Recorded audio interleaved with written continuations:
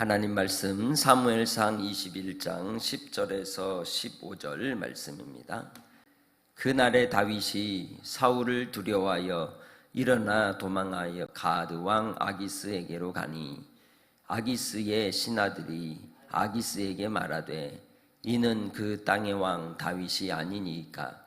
무리가 춤추며 이 사람의 일을 노래하여 이르되 사울이 죽인 자는 천천히요 다윗은 만만이로다 하지 아니하였나이까 한지라. 다윗이 이 말을 그의 마음에 두고 가드 왕 아기스를 심히 두려워하여 그들 앞에서 그의 행동을 변하여 미친 채 하고 대문짝에 그적거리며 침을 수염에 흘리매 아기스가 그의 신하에게 이르되 너희도 보거니와 이 사람이 미치광이로다. 어찌하여 그를 내게로 데려왔느냐. 내게 미치광이가 부족하여서 너희가 이 자를 데려다가 내 앞에 미친 짓을 하게 하느냐. 이 자가 어찌 내 집에 들어오겠느냐 하니라. 아멘. 말씀 함께 암송하겠습니다. 사도행전 6장 7절. 하나님의 말씀이 점점 왕성하여 예루살렘에 있는 제자의 수가 더 심히 많아지고 허다한 제사장의 무리도 이도에 복종하니라. 사도행전 6장 7절 말씀. 디모데전서 4장 8절. 육체의 연단은 약간의 유익이 있으나 경건은 범사에 유익하니 금생과 내생의 약속이 있느니라. 디모데전서 4장 8절 말씀. 히브리서 11장 6절. 믿음이 없이는 하나님을 기쁘시게 하지 못하나니 하나님께 나아가는 자는 반드시 그가 계신 것과 또한 그가 자기를 찾는 자들에게 상 주시는 이심을 믿어야 할지니라. 히브리서 11장 6절 말씀. 기도서 2장 14절. 그가 우리를 대신하여 자신을 주심은 모든 불법에서 우리를 속량하시고 우리를 깨끗하게 하사 선한 일을 열심히 하는 자기 백성이 되게 하려 하심이라. 기도서 2장 14절. 요한복음 15장 9절 말씀. 아버지께서 나를 사랑하신 것 같이 나도 너희를 사랑하였으니 나의 사랑 안에 거하라. 요한복음 15장 9절 말씀. 아멘. 경건한 제자의 선언. 거듭난 양심으로 나를 사랑하여 회개의 열매를, 전심으로 하나님을 경외하여 성령의 열매를, 진심으로 이웃을 사랑하여 의의 열매를 맺게 하소서. 아멘. 사울이 하나님이 택하신 다윗을 죽이려 하고 또 악한 자에게 속한 가인이 의인 아벨을 죽였던 것을 우리가 생각해 보면 육에 속한 자가 영에 속한 자를 미워하고 박해하고 죽이는 것은 당연한 이치인 것입니다. 우리가 하나님의 영에 속했나 또 육에 속했나 항상 우리 자신을 돌아보고 점검하며 순간순간 악한 사단의 유혹에 빠지지 않도록 깨어있는 성도들이 되시기를 바랍니다. 이 땅의 모든 인생들의 삶은 영적 전쟁의 삶인 것입니다. 현실적으로 볼 때 의인이 패한 것 같고 죽는 것 같지만 종국에는 하나님이 승리의 팔을 높이 올려주시고 또한 하나님께서 우리 안에 살아계셔서 아버지의 뜻을 반드시 이루시는 줄 믿습니다. 우리에게 있어서 의인은 누구입니까? 오직 예수 그리스도 한 분밖에 없습니다. 모든 인생은 다 죄인인 것입니다. 그렇기에 그 하나님의 아들 예수 그리스도로 말미암아 우리에게 베푸시는 하나님의 구원의 의는 어떻게 이루어진 것입니까? 십자가로 이루어졌습니다. 예수님이 십자가의 죽으심으로만 이루어진 것입니다. 우리도 또한 예수님을 따를 때에 자기를 부인하고 자기 십자가를 지고 예수님께서 따르라고 하신 말씀을 기억해야 할 것입니다. 예수님을 믿고 따르는 자는 하나님의 은혜를 알고 깨닫는 자요 또한 박해와 시련의 길을 묵묵히 순종하여 따라가는 백성인 줄 믿습니다. 사울의 쫓김을 받은 다윗은 메시아를 예표하고 있는 것입니다. 예수님께서도 헤롯 왕의 쫓김을 받았습니다. 그러나 아버지께서 하라고 하신 일을 이루시기 위하여 그 일을 마치시기까지 하나님께서는 그를 지키셨고 아무도 해하지 못하게 하셨던 겁니다. 오직 주님께서 뜻을 이루시는 십자가로 향하여 갈 때까지 하나님은 그를 보존해 주셨습니다. 다윗이 그러하죠. 비록 그가 사울을 피하여 대적의 나라인 아기스에게로 가는 가운데서도 그를 하나님은 지키십니다. 대적의 나라로 들어가는데도 불구하고 하나님이 은혜와 은총을 베풀어 주셔서 그 길로서 하나님의 놀라운 역사를 나타내는 장면을 우리는 볼 수가 있는 것입니다. 우리의 인생의 삶을 통해 우리는 무엇을 취해야 하겠습니까? 오직 하나님을 믿는 믿음을 취하시기를 주의 이름으로 축복합니다.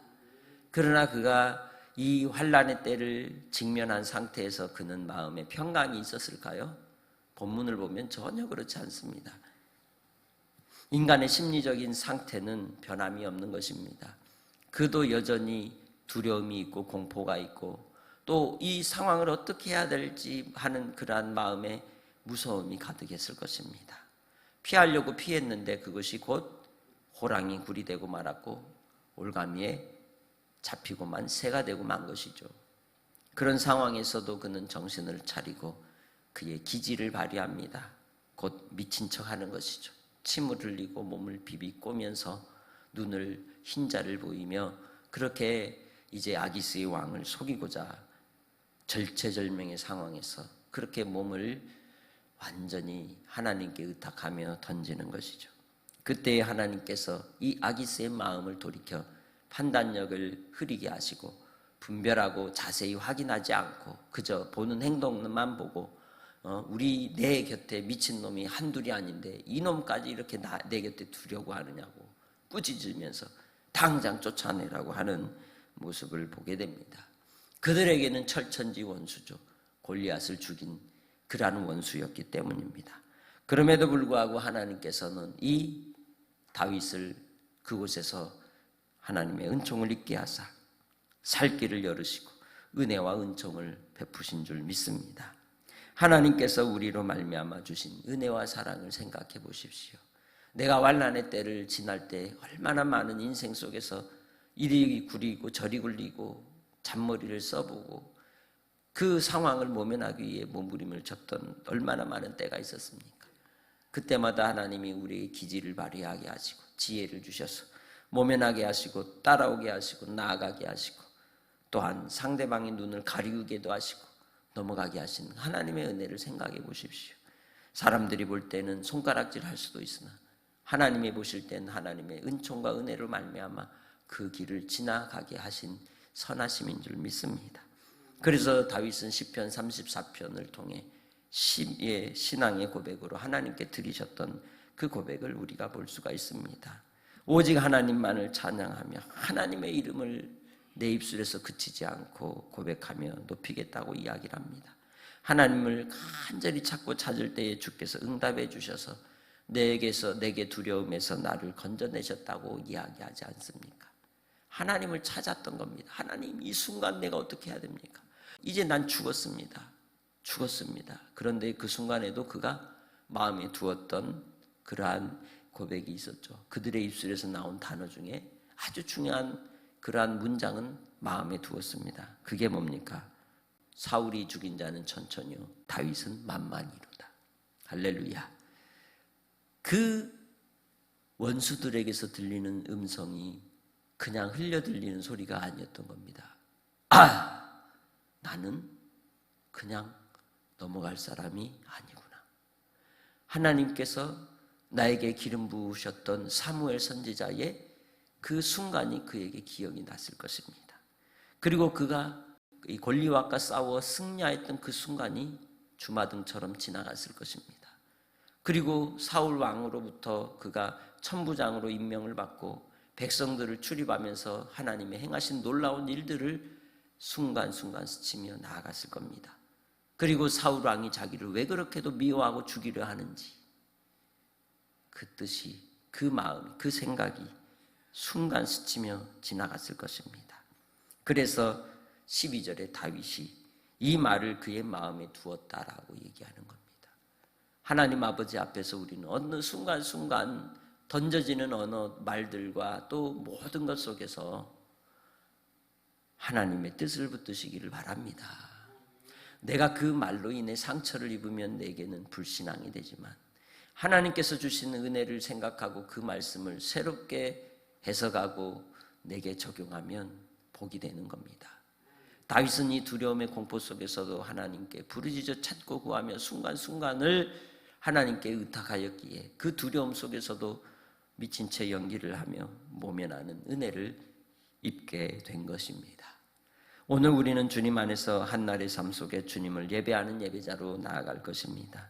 하나님이 뜻하시는 바가 무엇인지를 구하며 그 뜻에 합당한 순종의 믿음을 통해 하나님께 영광 돌리는 복된 성도들이 되시기를 주님의 이름으로 축복합니다.